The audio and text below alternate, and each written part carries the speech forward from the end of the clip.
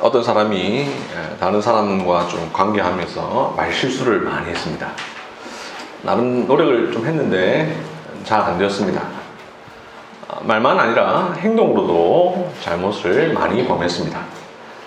그래서 이래서는 안 되겠다 하는 마음이 들었습니다. 어떻게 할까? 대안으로 기도원에 갔습니다. 비교적 사람을 만날 일이 적은 곳에 있으면 괜찮겠지 하는 마음이었습니다.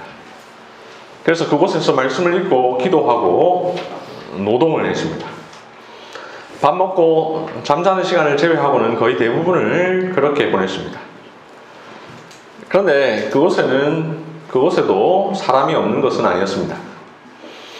많은 사람이 있는 것은 아니었지만 몇몇 사람들과는 어쩔 수 없이 항상 부대껴야 했고 대화해야 했습니다. 그러다 보니 몇 안 되는 사람들과의 관계 속에서도 여전히 자신의 부족하고 연약한 모습을 발견했습니다. 그래서 아예 무인도로 갔습니다. 아무것도 없는 곳에 있으면 거룩하겠지 하는 마음으로 말이죠. 그곳에서 다른 일은 하지 않고 성경을 읽고 기도하고 노동을 했습니다. 그런데 여러분, 그렇게 한 사람은 과연 그곳에서 죄를 안 지을 수 있을까요? 아무런 유혹도 없는 곳에서 혼자 살면 하나님 앞에서 거룩한 삶을 살 수 있을까요? 한편으로 죄를 짓는 일 자체를 줄일 수 있을지는 모르겠습니다. 말과 행동의 죄는 줄일 수 있을지 모르겠습니다. 그러나 그렇다고 해서 마음과 생각의 죄까지 줄일 수는 없습니다. 그뿐만이 아닙니다. 하지 말아야 할 무언가를 하는 것만이 죄가 아니라 꼭 해야 하는 것을 하지 않는 것도 죄라는 측면에서 아무도 없는 곳에 있다 해서 죄를 안 짓는 것이 아닙니다. 아무것도 하지 않는 그것이 곧 죄가 될 수 있습니다. 그 사람은 기도원에 가서 살면, 무인도에 가서 살면 하지 말아야 할 것을 하지 않는다는 측면에서는 죄를 안 짓는지는 몰라도 그 대신 해야 할 일을 하지 못한다는 측면에서 오히려 죄를 더 짓는다라는 것을 간과했습니다. 죄를 최소화하려는 노력, 거룩을 향한 열심은 참 가상하지만 그 실천 방식은 바람직하지 않습니다.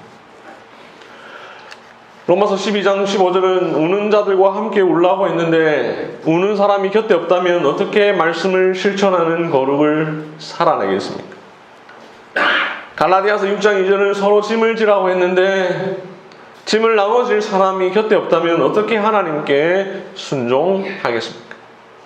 오늘 보면 골로새서 3장 13절은 서로 용납하여 피차 용서하되 라고 말씀하는데 용납해주고 용서할 사람이 곁에 없다면 어떻게 그 사람이 거룩해질 수 있겠습니까? 사람들은 종종 죄란 무언가를 어기는 것, 그것이 죄라고 생각을 합니다. 그러나 해야 할 것을 하지 않는 것도 죄입니다. 우리는 하지 말아야 할 것을 하지 않아야 합니다. 그러나 해야 할 것을 해야 합니다. 웨스트민스터 대유리 문답은 10계명을 해설하면서 99문에서 10계명을 바르게 이해하기 위해 지켜야 할 규칙들로 어떤 것들이 있습니까? 라고 묻습니다.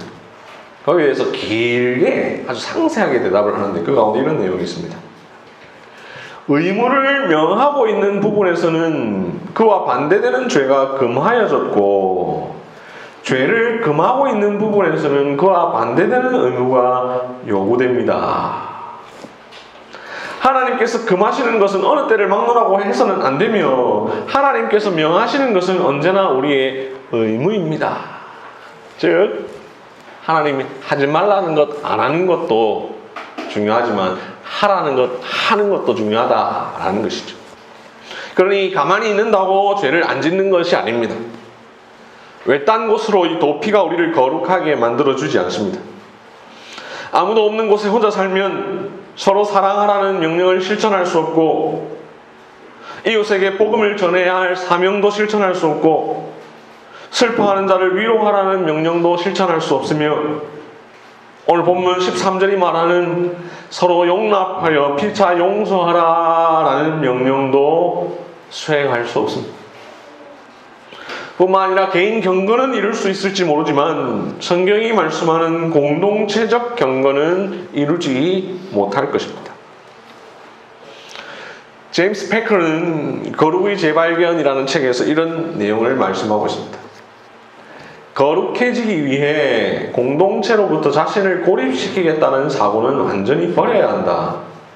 오히려 죄를 용서받은 자로서 하나님의 은혜에 감사하며 자신을 헌신하는 생활이 성결의 삶인 줄을 깨달아 예배자와 일꾼과 증인으로서 가정과 교회와 더 큰 공동체 내에서 다른 사람과의 관계를 통해 반드시 거룩함을 성취하겠다는 생각을 품어야 한다. 하나님은 우리를 택하셨고 성령으로 말미암아 거듭나게 하셨습니다. 그리스도로 말미암아 의롭다 칭함을 얻게 해주셨습니다. 나아가 우리를 거룩하게 하셨습니다. 간단하게 말하면 중생, 칭의, 성화의 과정을 걸어가게 하셨습니다. 하나님의 예정하심을 따라 거듭나서 의롭다함을 얻은 성도는 반드시 거룩해져야 합니다. 이 사실을 오늘 본문 골로새서 3장 12절은 이렇게 말씀합니다. 너희는 하나님이 택하사 거룩하고 사랑받는 자처럼 우리는 하나님의 예정하심을 따라 거룩하게 되었고 지금도 하나님의 사랑을 받고 있습니다. 이제 여기에서 더 나아가야 합니다. 3장 12절 긍휼과 자비와 겸손과 온유와 오래 참음을 옷 입고 라는 말씀처럼 성화의 길을 걸어가야 합니다. 그런데 이 성화의 길은 우선 교회 공동체를 통해서 이루어갑니다. 하나님은 우리를 구원하시되 홀로 두지 않으셨고 교회로 부르셨습니다. 모든 신자는 개인으로 존재하지 않고 반드시 교회의 지체로 살아갑니다. 예수님을 믿는 일은 교회 안에서 이루어집니다. 우리의 남은 구원, 즉 성화도 교회 공동체를 통해 진행됩니다. 신자의 성화는 개인으로서가 아니라 그리스도의 몸의 지체로서 이루어집니다. 우리는 교회 안에서 관계를 맺습니다. 교회는 그야말로 관계를 부인할 수 없는 곳입니다. 기독교는 관계의 종교라고 할 수 있습니다. 위로는 삼위 하나님과 우리가 관계를 맺습니다. 우리가 관계를 맺는 그 삼위 하나님은 삼위 간의 관계를 맺고 계십니다. 성부와 성자와 성령이 서로 신비로운 사귐을 누리고 계십니다. 삼위가 교제하십니다. 그 교제에 근거하여 우리도 위로 삼위 하나님과 교제합니다. 또한 이 교제에 근거하여 우리는 아래로 교회의 성도와 관계를 맺습니다.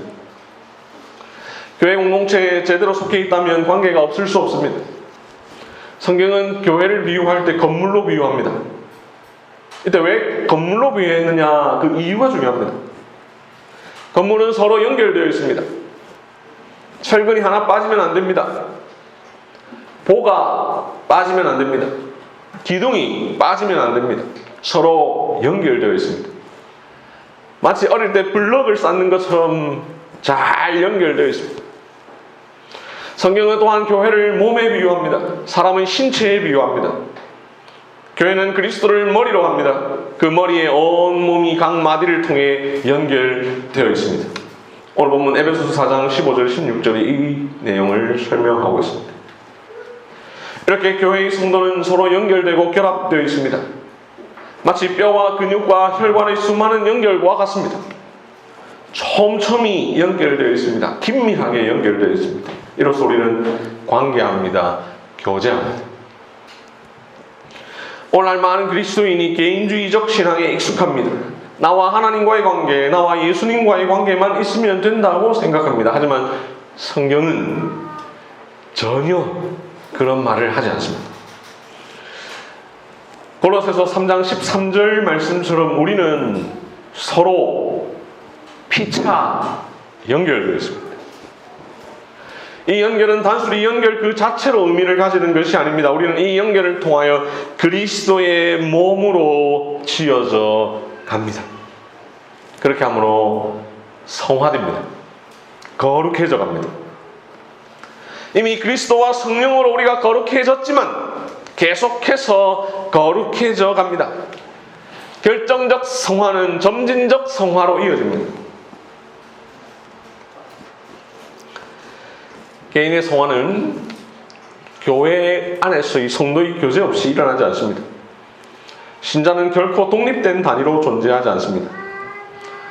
신자는 오늘 보면 에베소서 4장 13절이 말하는 것처럼 자기가 속한 교회의 성도와 더불어 하나님의 아들을 믿는 것과 아는 일에 하나가 되어 온전한 사람을 이루고 그리스도의 장성한 분량이 충만한 데까지 이르러야 합니다. 나 자신의 성화뿐만 아니라 다른 신자들의 성화에 관심을 가져야 합니다. 그렇지 않고 다른 신자들의 성화에 무관심하고 은혜와 사랑, 믿음, 지식, 순종, 거룩함 안에서 그들의 신앙의 성장을 돕지 않는다면 그것은 자신의 성화를 오히려 방해하는 일입니다. 교회에 속하지 않고 개인적으로 신앙생활을 하는 것은 구원의 은혜를 온전히 이루어가지 못한다는 점에 있어서 바람직하지 않습니다. 우리는 혼자 힘으로가 아니라 성도와의 교제를 통하여 그리스도에게로 더 충만하게 자라갈 수 있습니다. 지역교회에 속해서 다른 그리스도인들과 함께 사귀는 일은 믿음이 자라는 중요한 방편입니다. 다른 그리스도인들과의 사귐은 사적으로나 공적으로 계속되어야 합니다. 그렇게 하는 것은 거룩함이 자라는 데 매우 유익합니다. 그리스도인의 거룩함은 교회 공동체 안에서의 사랑과 사귐 안에서 제대로 표현됩니다. 하나님의 백성은 하나의 거룩하고 보편적이며 사도적인 교회가 되어야 한다라는 그 부르심, 그것을 제쳐놓고는 결코 거룩해질 수 없음을 생각해야 합니다. 참된 기독교 신자는 홀로 있을 때에도 경건해야 합니다. 누가 보지 않더라도 다른 사람이 없는 곳에서도 성화를 이루어 가야 합니다.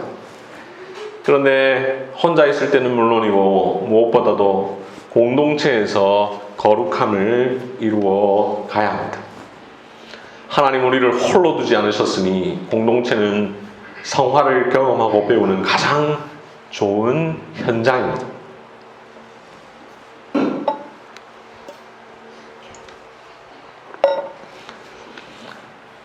그렇다면 여러분, 우리는 교회를 통해 어떻게 성화가 이루어질까?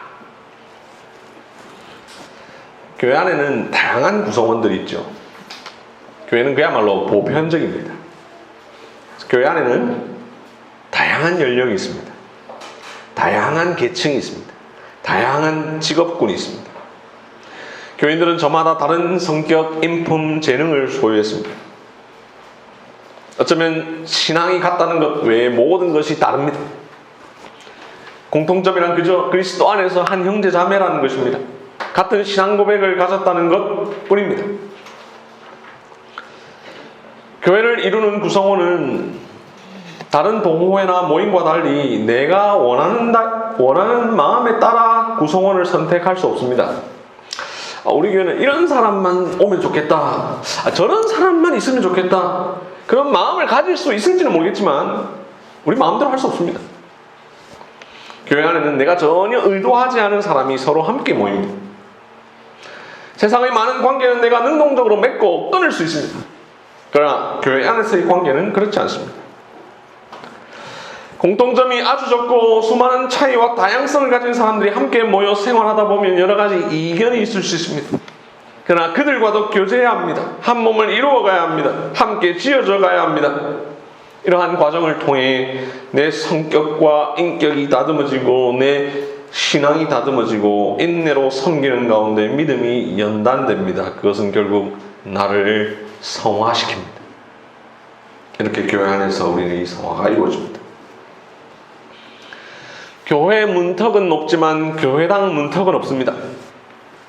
교회당으로는 누구나 올 수 있습니다. 우리는 교회 문을 열고 들어오는 모든 사람을 환영합니다. 그렇게 처음 방문한 사람에 대한 호의와 환대는 복음이 갖고 있는 넓은 포용력을 내 삶으로 드러내는 방편입니다. 이렇게 우리는 성화됩니다. 함께 교회를 이루기 위하여 우리는 무엇보다도 나의 이기심을 버려야 합니다. 교회가 바르게 서려면 내 주장만 할 수 없습니다. 때로 내 주장을 내려놓아야 합니다. 따뜻한 배려도 해야 합니다. 하나님은 그러한 관계 속에서 우리의 이기심을 드러내시고 그 관계를 통하여 이기심을 극복하게 하심으로 우리로 하여금 그리스도를 닮게 하십니다. 이렇게 우리는 성도의 교제 가운데 성화됩니다. 성도의 교제를 위해서는 나의 본성을 거슬려야 할 때도 있습니다. 나의 성향을 거슬러야 할 때도 있습니다. 성도의 교제에는 노력과 수고가 요구됩니다. 이타심이 요구됩니다. 이를 통해 우리가 성화됩니다. 함께 교회를 이루기 위하여 먼저 스스로 겸손해야 합니다. 온유한 마음을 가져야 합니다. 때로 오래 참아야 합니다. 이렇게 교회 안에서 성도의 교제를 이루는 가운데 자연스레 우리의 성화가 이루어집니다. 성도 간에 서로 사랑해야 합니다. 형제를 사랑하여 서로 우애하고 존경해야 합니다. 내 취향과 맞지 않는 사람이라도 사랑해야 합니다. 내가 좋아하지 않는 사람도 사랑해야 합니다. 성도의 교제 가운데 그러한 성경의 가르침을 실천하기 위해 힘써야 합니다. 이로써 내가 성화됩니다.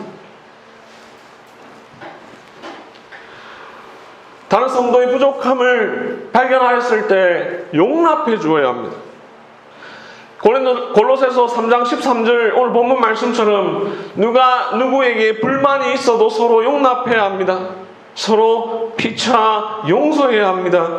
그리스도께서 우리를 용서하신 것 같이 그리해야 합니다. 성도의 교제 가운데 이러한 말씀을 실천하려는 그 애씀과 노력을 통해 우리는 성화됩니다.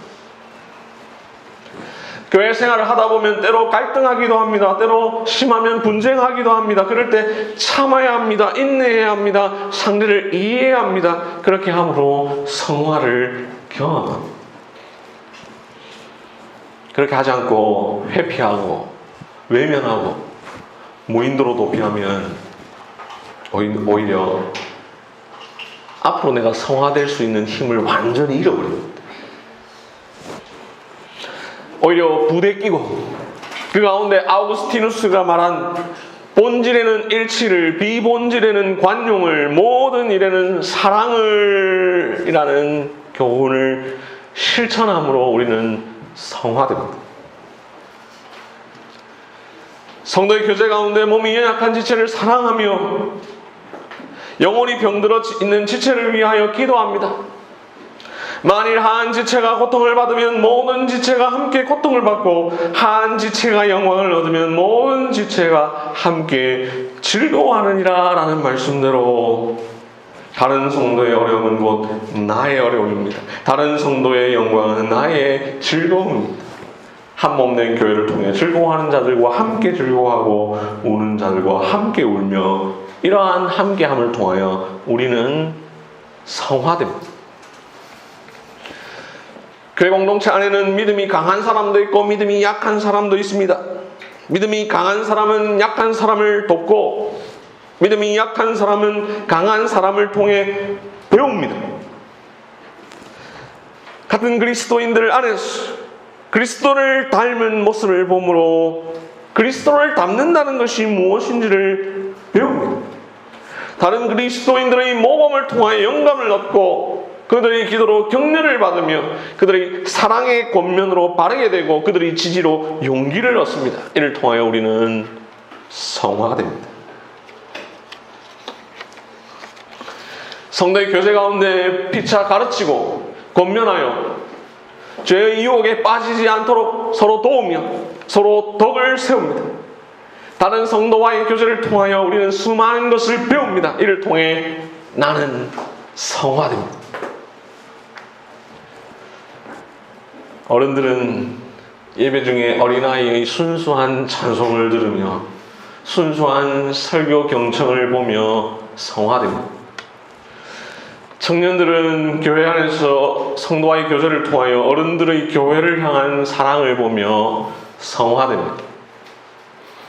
잠언 27장 17절 철이 철을 날카롭게 하는 것 같이 사람이 그의 친구의 얼굴을 빛나게 하느니라 라는 말씀처럼 성도의 교제 가운데 내 삶과 인격이 다듬어집니다. 이렇게 성도의 교제는 성화를 배우고 실천하는 탁월한 수단입니다. 성도의 교제는 부족한 나를 세우고 부족한 다른 교인을 나를 통해 세우게 만들므로 나와 다른 교인이 함께 성화되는 도구가 됩니다.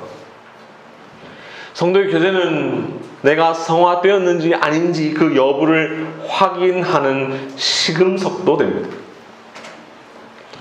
이렇게 교회 안에서 그리스도인들 상호 간의 교제를 통해 성화가 이루어집니다. 나 혼자만 거룩해지는 게 아니라 다른 성도들과 함께 거룩해져 갑니다. 나보다 연약한 사람을 세워주고 함께 성화됩니다. 신자의 성화는 고립된 개인으로서 하는 게 아니라 교회 공동체 안에서의 사귐과 더불어 이루어 갑니다. 성도의 교제는 성화의 중요한 수단입니다. 우리는 우리 자신을 통해서만 아니라 그리스도의 몸의 지체로서 그리스도인다운 삶에 있어서 날마다 한 걸음 한 걸음 진보합니다. 서로를 격려하고 서로를 잡아주며 함께 울고 함께 기뻐하며 서로에게 본을 보입니다. 그렇게 교회는 단순한 공동체가 아니라 성화를 실천하는 최고의 기관입니다.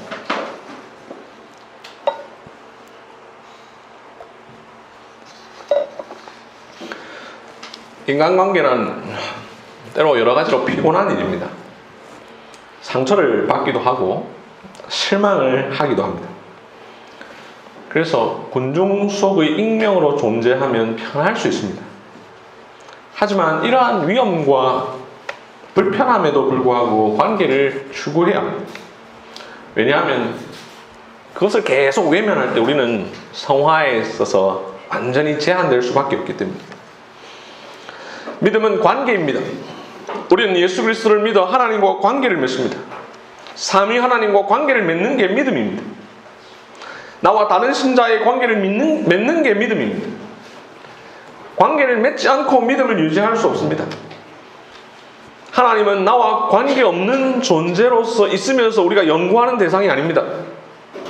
철저히 나와 관계하시는 하나님입니다. 예수님은 그저 역사 속에 존재했던 한 위대한 인물로서 우리가 믿는 것이 아닙니다. 철저히 나의 구원자요 나의 구주로서 나와 관계하시는 분이십니다. 우리는 나와 관계하시는 예수님을 믿습니다. 마찬가지로 신자는 교회에 속하여서 그냥 수많은 군중들이 존재하는 가운데 떡하니 홀로 존재하지 않습니다. 교회 안에서 관계를 맺고 함께 살아갑니다. 관계를 통해 복음을 삶에 적용합니다.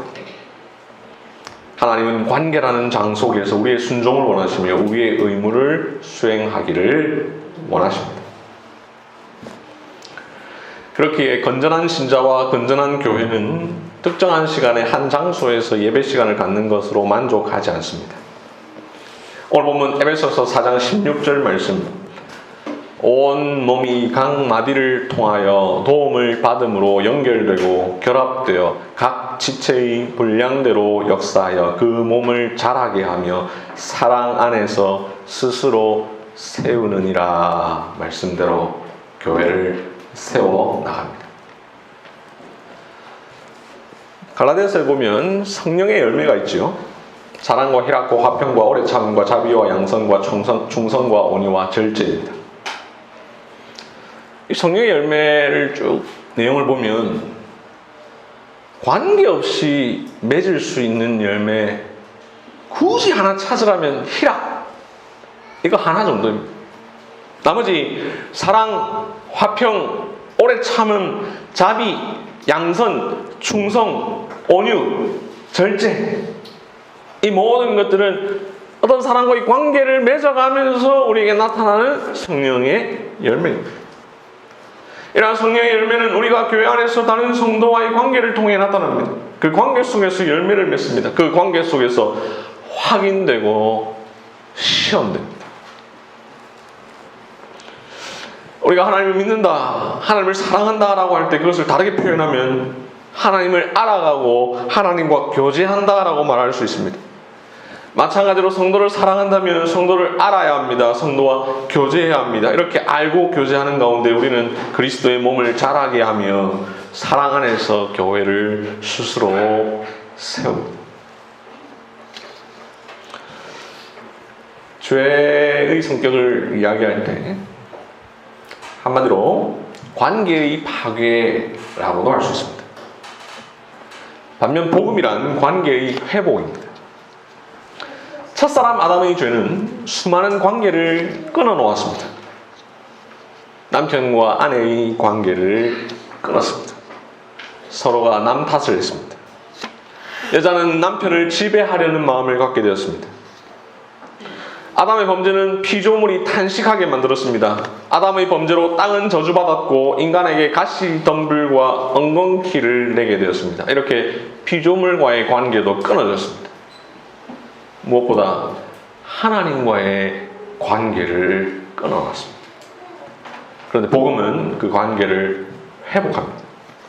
복음은 하나님과 나의 관계를 회복하고, 복음은 피조물과 나의 관계를 회복하고, 복음은 다른 성도와 나의 관계를 회복합니다.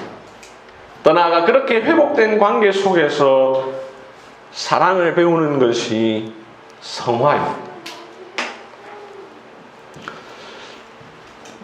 이런 말을 많이 사용하던데, 장래의 희망이 뭐냐 할 때 명사로 말하지 말고 동사로 말하라. 신앙도 그렇습니다. 신앙은 단순히 명사만 존재하지 않고 동사로 존재합니다.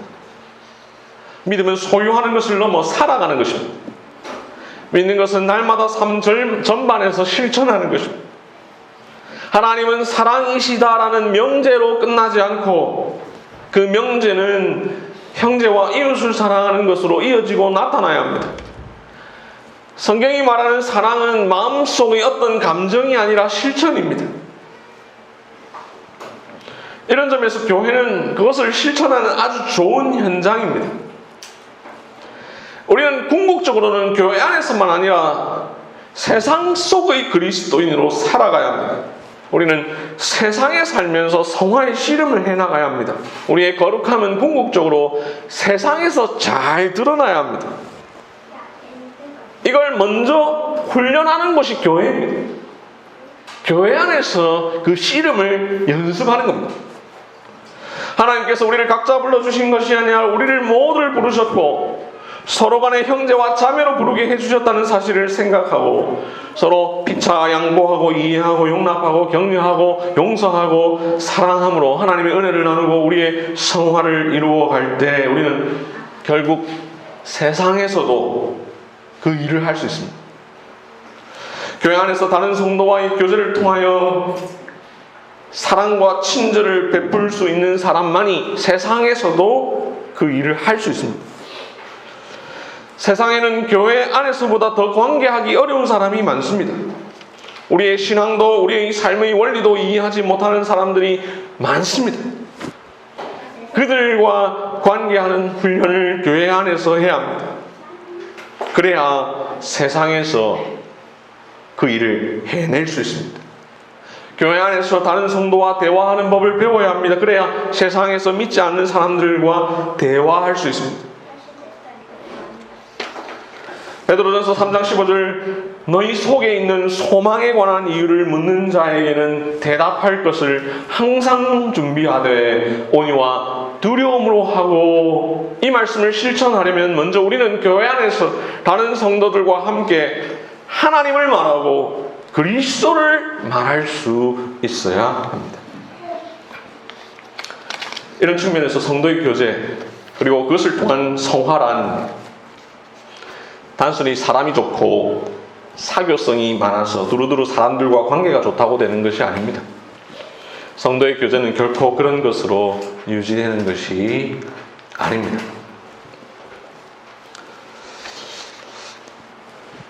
여러분들이 안 믿으실 수도 있는데 저는 의외로 혼자 있는 것을 좋아합니다. 제가 어떤 글에서 재미있게 본 게 있는데, 아내를 행복하게 하는 법. 안아준다, 아이를 봐준다, 요리를 해준다, 청소를 한다, 처가에 잘 간다, 같이 쇼핑을 한다, 일찍 귀가한다, 사랑한다는 말을 해준다, 결혼 기념일을 챙긴다, 아내의 말을 잘 들어준다 등등 500여 개가 있다. 남편을 행복하게 만드는 법 2가지. 먹인다, 가만히 놔둔다.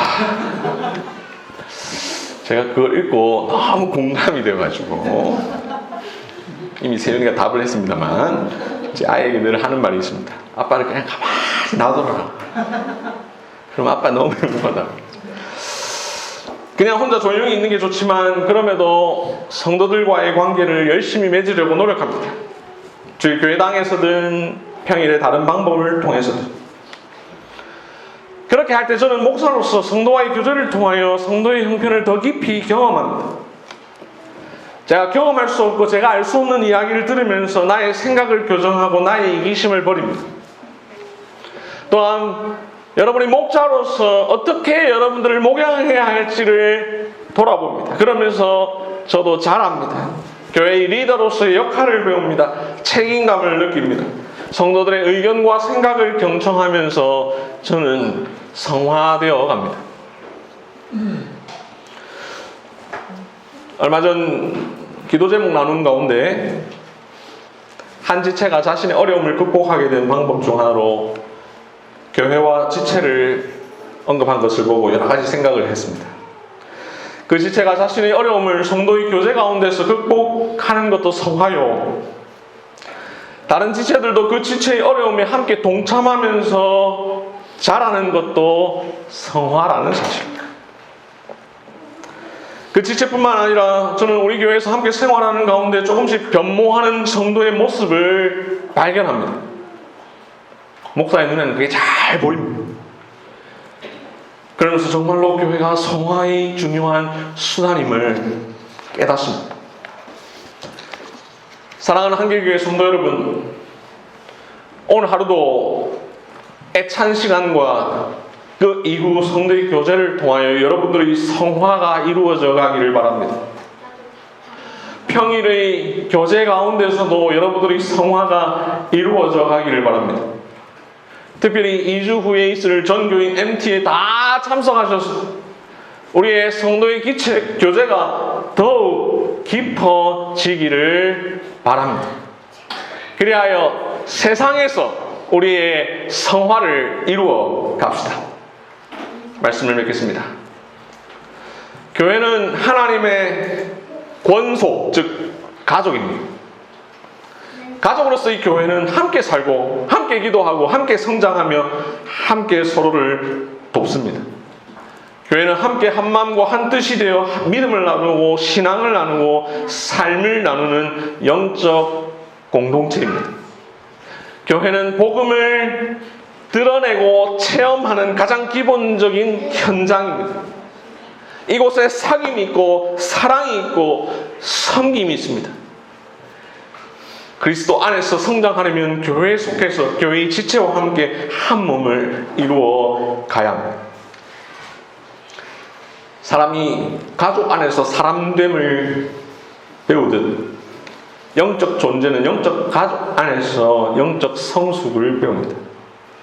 우리의 사귐이 서로를 용납하고 피차 용서하며 이 모든 것 위에 사랑을 더하여 여러분 각자가 온전한 그리스도인이 되고 우리 모두가 사랑 안에서 스스로를 세워 그리스도의 몸된 교회를 자라게 합시다. 우리 모두 성도의 교제를 통해 성화됩시다. 아멘.